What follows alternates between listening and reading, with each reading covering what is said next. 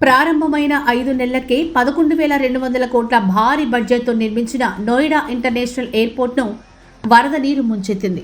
ఒక్క వర్షానికి రన్వే సమీపంలోని పార్కింగ్ ఏరియాలో నీరు నిలిచిపోవడంతో డ్రైనేజీ వ్యవస్థపై తీవ్ర విమర్శలు వ్యక్తమవుతున్నాయి.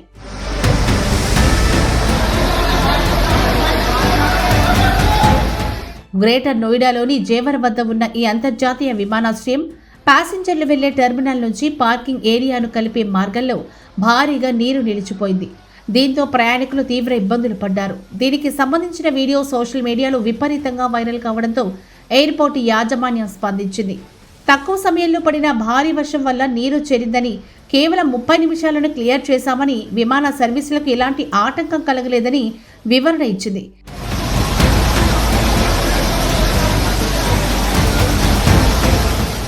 ఈ ఘటనపై సమాజ్వాదీ పార్టీ అధినేత అఖిలేష్ యాదవ్ ఘాటుగా స్పందించారు. ఇకపై ఎయిర్పోర్ట్లో పడవలు నడుపుతారా?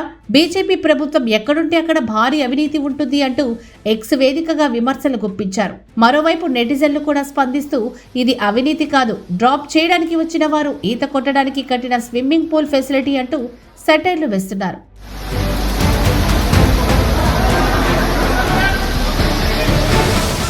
మార్చి 28న ప్రధాని మోదీ చేతుల మీదుగా ఈ విమానాశ్రయం ఘనంగా ప్రారంభమైంది.